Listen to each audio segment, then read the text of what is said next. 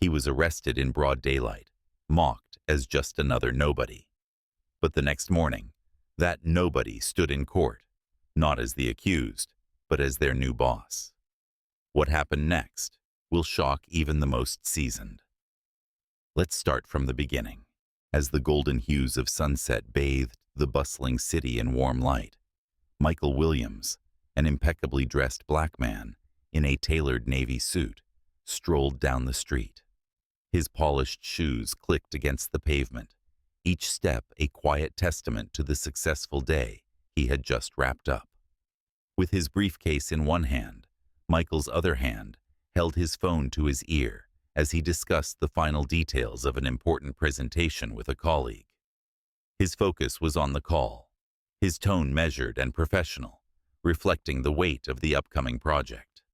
He barely noticed the black and white police cruiser slowing to a crawl beside him, its tires crunching against the asphalt. The sudden bark of an officer's voice shattered the calm. "Excuse me, sir. Stop right there and show your ID." The words carried an edge of suspicion that made Michael pause mid-stride, his expression shifting from calm to wary. Michael turned to face the officers, his voice steady, but tinged with confusion. "Is there a problem, officers?" he asked, his calm demeanor masking the flicker of unease that had begun to grow within him. The officer nearest to him, his hand already resting on the butt of his holstered gun, replied curtly, "We got a call about a suspicious individual matching your description." Michael's brow furrowed in disbelief. A suspicious individual? He had done nothing wrong.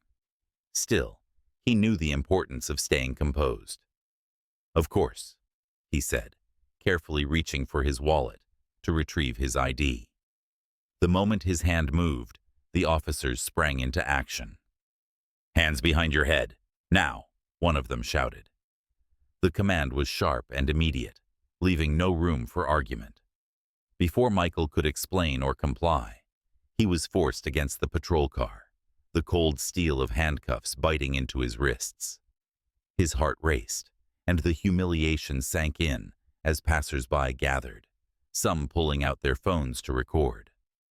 Michael's composed facade began to crack, the weight of the injustice pressing down on him like a heavy shroud. This was not just a misunderstanding. It was an all-too-familiar reminder of a system stacked against him.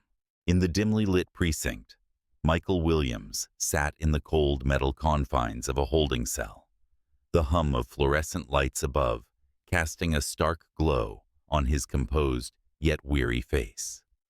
Though he sat still, his mind raced with a whirlwind of thoughts. He knew the truth of his identity would eventually vindicate him, yet the humiliation of being treated like a common criminal gnawed at his pride. The indignity of having been cuffed and publicly shamed weighed heavily, but he refused to let the situation break his spirit. As an officer walked by, they muttered under their breath, "Another one of those types." The words, dripping with disdain, cut deeper than Michael let on. He closed his eyes for a moment, inhaling slowly to steady himself. In his mind, his mother's voice emerged, calm and steady, as though she were right beside him. "Stay dignified, no matter what they throw at you." The memory fortified him, reminding Michael that anger would only play into the expectations of those who sought to see him falter. Across town, Clara, his sharp and loyal assistant, was growing increasingly concerned. Michael had never been one to miss appointments without a word. She checked her phone again. Still no response. Frowning, she dialed his number once more, but it went straight to voicemail. Panic began to creep in as she glanced at the clock. Their meeting with the board was fast approaching, and the absence of her dependable boss was unlike him. Determined to find out what was wrong, Clara used the location tracker Michael had installed on his phone for emergencies. When the screen showed the address of the local police station, her heart sank. Without hesitation, she gathered his identification documents and left her office, her heels clicking sharply against the tiled floor as she made her way out. Inside the precinct, Michael waited, his back straight, his dignity intact. He didn't yet know that Clara was on her way, a lifeline heading toward him amidst the chaos.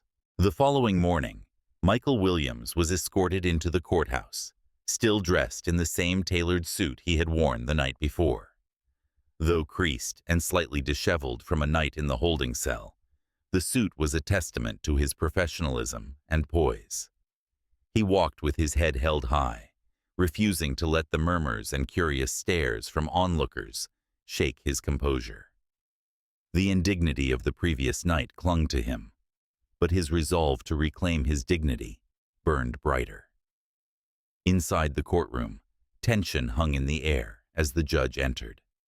Michael stood at the defendant's table, flanked by his assigned counsel, though his sharp mind and calm demeanor needed no additional support.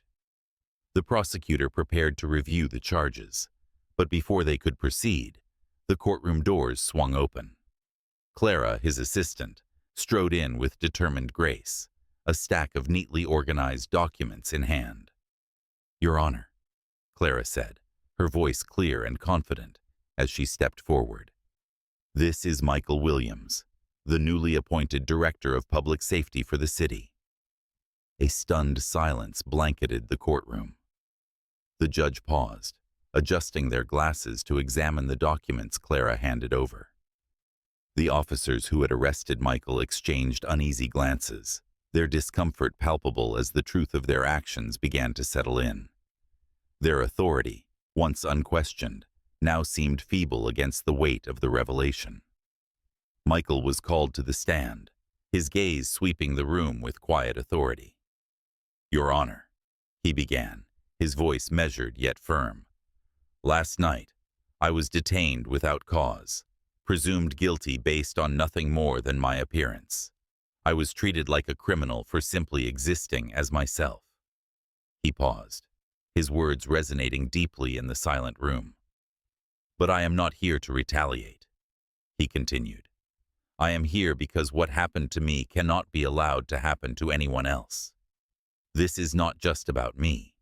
It's about ensuring justice and accountability in the system we all rely on." The weight of his words settled heavily on the room, turning shameful glances into reflective silence. It was clear that Michael had transformed his ordeal into a call for change, refusing to let injustice define him or others. The judge dismissed all charges, but Michael wasn't finished.